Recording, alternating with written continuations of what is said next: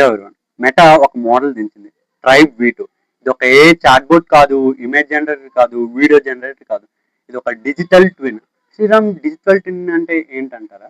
మనం రోజు చూస్తాం కదా, వింటాం, మాట్లాడతాం. అప్పుడు మన బ్రెయిన్ ఒకలాగా రియాక్ట్ అవుతుంది, ఒక కెమికల్ రిలీజ్ అయ్యి.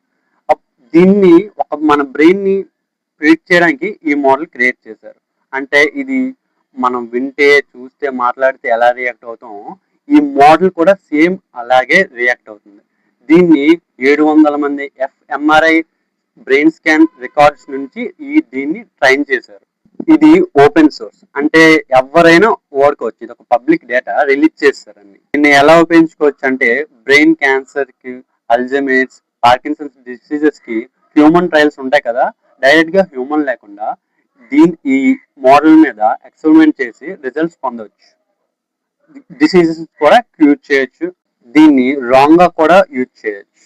అంటే మనం రోజు కంటెంట్ కన్జ్యూమ్ చేస్తాం కదా, ఆ కంటెంట్ కి ఇంకా అటాచ్మెంట్ అయ్యే ఎక్స్పెరిమెంట్లు కూడా చేయొచ్చు రాంగ్ గా.